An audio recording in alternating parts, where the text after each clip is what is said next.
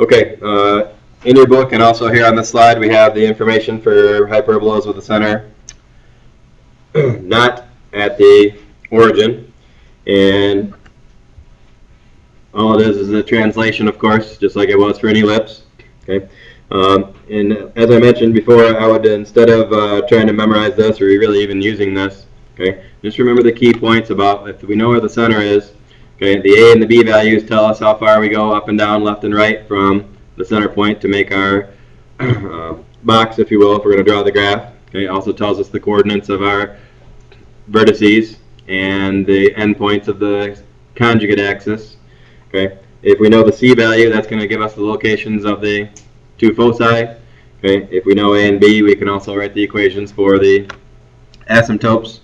And just like we pointed out a minute ago, the asymptotes, all they are is just a translation. It's the same exact translation as what we had with the center point here for the hyperbola equation.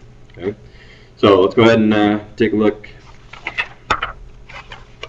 at a problem. We are going to take a look at this one. It says write the equation for the hyperbola.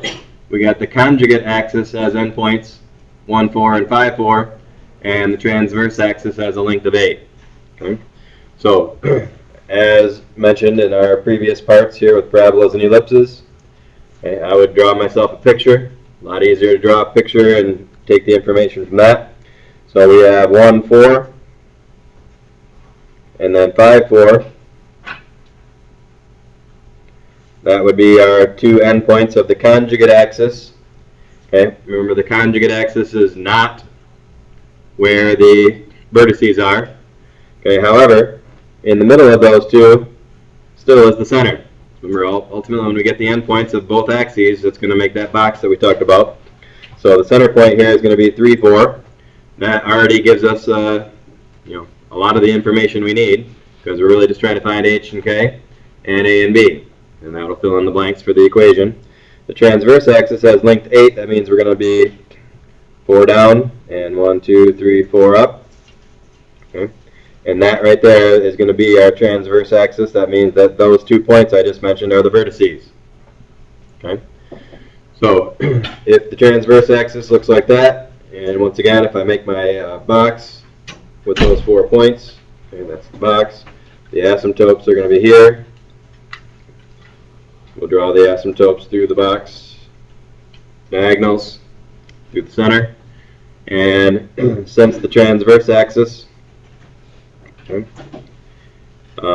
is vertical, that means I'm going to have one that opens up and down. So I could draw it, even though the question didn't ask me to draw it. Okay, so there's my hyperbola, and recognizing that it's an up and down situation means it's going to be of the form y minus k squared over a squared minus x minus h squared over b squared equals 1. And then from there we can just start filling in the blanks. Okay, we know h and k comes from the center. The center point we said was 3, 4. So it would be y minus 4 all squared, x minus 3 all squared. And then from there we need to figure out what a and b are. Okay, so in the vertical direction, how far is it from the center to the vertex here? It's 4. So therefore on the bottom we'd have 4 squared, which is 16. And then in the other direction we are 2 away from center to conjugate axis endpoint.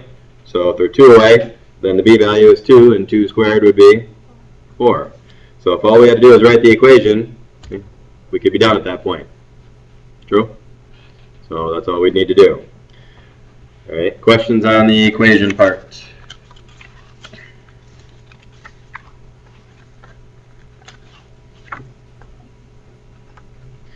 All right, let's take a look at another one. This time we're given the equation, and we want to find some of the key points here, the center, the vertices, and the foci. So this is our equation. Okay, once again, I would start out by drawing a picture. Okay. I can see the h and k here. The center point would be negative 1, 0. So negative 1, 0 is my center point. Okay. And then we have the information for a and b right here in front of us. Okay, we can see that the a value here is going to be 2. Square root of 4. So that means we're going to go 2 to the right and 2 to the left. Okay, and those two right there, since the x is in front, okay, those two are going to be our vertices. So we can answer the center point question. The center is -1, 0. The vertices are going to be, again, 2 to the right would put us at 1, 0. 2 to the left would put us at -3, 0. And those would be our 2 vertices. Okay. If we want to find the foci, okay, I'm going to find those in just a minute. Before we do that, though, just to illustrate again, if we have a 9 underneath the y squared, that means we're going to go from the center 3 up and 3 down to make the box. So 1, 2, 3 up, 1, 2, 3 down. So that would be my my conjugate axis, if you will, and box. Okay. Asymptotes. If I want to draw a picture of this. Okay. With the x being in front, we know that the actual hyperbola is going to open left and right. So we could have our picture drawn as such. Okay, the 2 foci are going to be on the transverse axis, which is going to be out here somewhere and out here somewhere. The values of that is going to be c squared equals a squared plus b squared. You know, we need to find c because that's what the foci depend on. So c squared in this case would be 4 plus 9. So square root of 13 would be our c value. And that means that we're going to go the square root of 13 to the right of the center, square root of 13 to the left of the center, and those will be our 2 foci. So if I'm going to do that for -1, 0, I'm going to go -1 plus radical 13, 0 would be one focus. The other one, of course, would be -1 minus the square root of 13, and those would be my 2 foci. If I wanted to actually put them on my graph, of course, I'd get a decimal for that, plot them in the appropriate spot. If I want to put them on the graph, they didn't ask us to do that in this case, but if we wanted to, we could.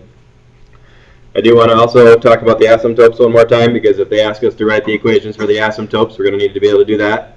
Okay. So in general, in this case, remember it's y equals plus or minus b over ax. That's with the center at the origin. Okay. I would do that first, and then do the translation second, if I were you. So b over a here for us is going to be 3 over 2.